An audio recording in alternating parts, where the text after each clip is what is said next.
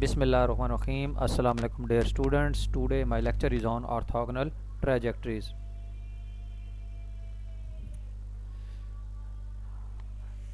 अगर हमारे पास दो फैमिलीज़ ऑफ द कर्व्स हों, फैमिलीज़ ऑफ द कर्व्स क्या होती हैं? जैसा कि आपके पास एक इक्वेशन है F of X Y is equal to some constant C, तो इसको हम लेवल ऑफ द कर्व्स या फैमिलीज़ ऑफ द कर्व भी कहते हैं। क्यों? क्योंकि इसके अंदर अगर सी जो है, अगर हम 1 दें तो आपके पास एक कर्व आ जाएगी, अगर सी को 2 दें तो दूसरी कर्व आ जाएगी, सी को 3 दें तो तीसरी कर्व आ जाएगी। इसी तरह आप सी चेंज करते जाएँ तो आपके पास बहुत सारी कर्व्स हासिल हो जाएंगी। इसलिए हम F of X Y is equal to C, इस टाइप की जो कर्व होती है, इस तरह की जो इक्वेशन होती है, उसको हम लेवल कर्व या फैमिलीज़ ऑफ द कर्व्स भी कहते हैं। तो अगर हमारे पास दो फैमिलीज़ ऑफ द कर्व हो, एक हमारे पास हो F of X Y is equal to C और दूसरी आपके पास हो G of X Y is equal to K, यानी दो फैमिलीज़ आपके पास हैं, एक में पैरामीटर सी है, दूसरे में पैरामीटर के है। और अगर हमारे पास एक फैमिली जो है एफ वाली और एक फैमिली जी वाली है, अगर एफ फैमिली की हर कर्व जो है जी की हर कर्व के ऊपर अगर परपेंडिकुलर है यानी ऑर्थोगोनल है, और इसी तरीके से जी की हर कर्व जो होगी वो उसी तरीके से, जारी बात है, परपेंडिकुलर होगी एफ की हर कर्व के ऊपर, तो इसको हम कहते हैं ऑर्थोगोनल ट्रेजेक्ट्री। यानी an orthogonal trajectory of a family of the curve is a curve, यानी ऑर्थोगोनल ट्रेजेक्ट्री जो है वो एक ऐसी कर्व होगी फैमिली की डैट जो इंटरसेक्ट करेगी each curve of family at right angles, यानी एक फैमिली की हर कर्व जो है वो दूसरी फैमिली की हर कर्व को राइट एंगल पर इंटरसेक्ट करेगी, यानी ऑर्थोगोनली कट करेगी। तो इसको हम कहते हैं, उस कर्व को हम कहते हैं ऑर्थोगोनल ट्रेजेक्ट्री। फॉर एग्जांपल, जैसे कि यहाँ ग्राफ में शो हो रहा है कि एक सर्कल्स हैं हमारे पास और उसकी फैमिलीज है सर्कल्स की, यानी एक का रेडियस 1 होगा, एक का रेडियस 2 होगा, एक का रेडियस 3 होगा, इसलिए उन्होंने 2-3 सर्कल बनाए हैं। तो डिफरेंट सर्कल्स बनाए हैं डिफरेंट रेडियस के, तो ये फैमिलीज ऑफ द सर्कल्स है। उसकी equation x square plus y square which is equal to a square है। और दूसरी फैमिली जो है वो उन्होंने स्ट्रेट लाइंस ली हुई हैं, ऐसी स्ट्रेट लाइन जो ओरिजिन से पास हो रही हैं। तो ये स्ट्रेट लाइन जो है वो इस सर्कल के ऊपर, हर लाइन जो है वो सर्कल के ऊपर ऑर्थोगोनल है, तो इसको हम कहते हैं ऑर्थोगोनल ट्रेजेक्ट्रीज। तो इसमें अब नेक्स्ट हमारे पास है, हम फाइंड करते हैं कि हमने ऑर्थोगोनल ट्रेजेक्ट्री फाइंड कैसे करनी है किसी भी कर्व की जो ऑर्थोगोनल ट्रेजेक्ट्री फाइंड कैसे करेंगे, उसका प्रोसीजर है, ये इस एग्जांपल में हम डिस्कस करते हैं।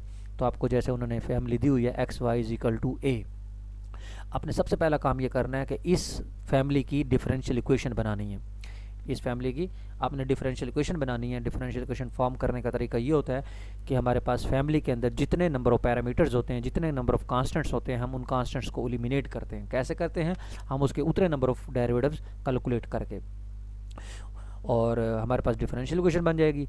उस डिफरेंशियल इक्वेशन वो जो बनेगी वो गिवन फैमिली की बनेगी। तो हमने क्योंकि ऑर्थोगोनल ट्रेजेक्ट्री फाइंड करनी है तो हम ऑर्थोगोनल की डिफरेंशियल इक्वेशन फाइंड करेंगे। तो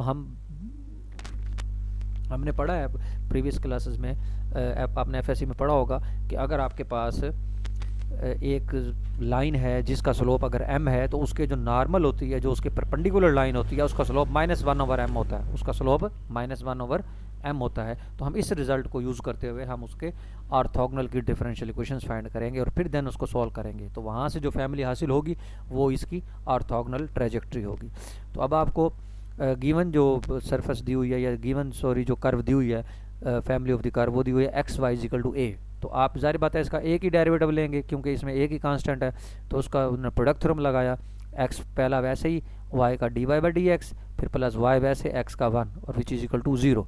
तो यहाँ से D Y by D X आ गया माइनस वाई ओवर एक्स। तो ये डिफरेंशियल इक्वेशन हो गई गिवन फैमिली की।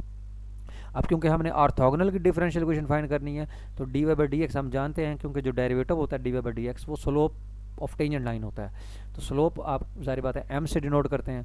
तो अब हमने क्या करना है, डिफरेंशियल इक्वेशन फाइंड करनी है ऑर्थोगोनल की। तो जाहिर बात है उसका ये जो स्लोप आपको d Y by D x दिया हुआ है, तो हम इसका रेसिप्रोकल ले लेंगे, यानी -1 d Y by D x कर देंगे।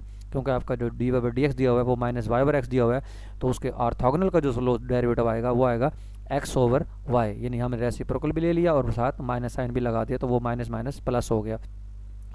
तो the slope of tangent line at any point on the surface is y prime minus y/x। तो on an orthogonal trajectory the slope of tangent line at the same point must be negative reciprocal of x और y। तो therefore orthogonal trajectory must satisfied the differential equation.